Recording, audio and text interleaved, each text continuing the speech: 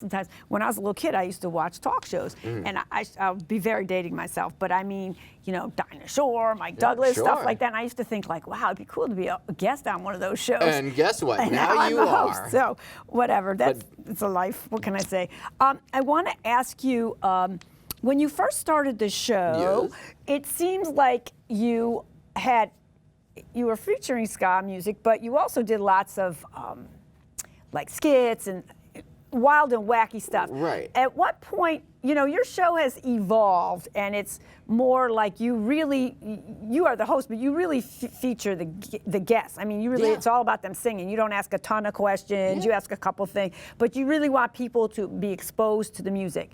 So I want to ask, at what point, like when you initially went in, you went with a vision. At what point did it shift? And then also, if you could bring in, did your physical shift, which we'll show a picture. I got Let the me picture know when over I here. can show. Yeah. Did some of your metamorphosis, so to speak, make the show? Well, I'll say this.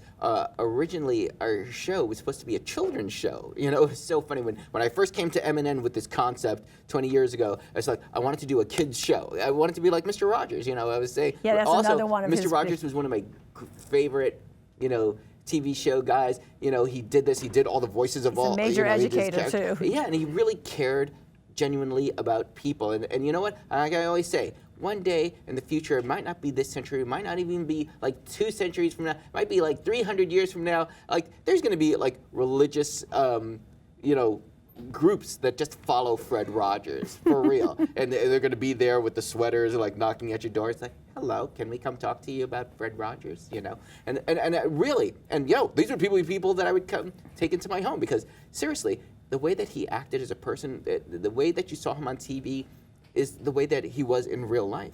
You know, actually, he was an ordained minister, but he didn't push it on anybody. He didn't, you know, he was all about showing you, like, you know, he believed in religion, he believed in the concept of God and moving in a person's life. But you know what? He just was about people being good and doing the right thing. And he had to show that, and he never had to push anything. And he wanted to help kids become something better than they were. Because back in the days, like, he saw like soupy sales and throwing pies and stuff like that. He didn't like that. It was violent, it was mean-spirited, so he thought. And, you know, he wanted to bring something better. He wanted to bring everybody up morally and show them, not tell them how to be, but show them how to be. And he showed people how to be a good neighbor, and that's one of the things that I dug. And I wanted to try and bring that to my show. And originally I was trying to do like a kind of like that with comedies and stuff like that. And then eventually they changed my time slot from an early kind of thing to like late at night. So then once that starts coming in there, things get sillier, it gets a little racier, it gets a little wackier because you're competing shows and stuff like that. But then eventually I was more about the music because I have the love of the music and stuff like that. So I would bring more of that in. And then eventually it's just over the 20 years it has evolved to this thing. Totally music show.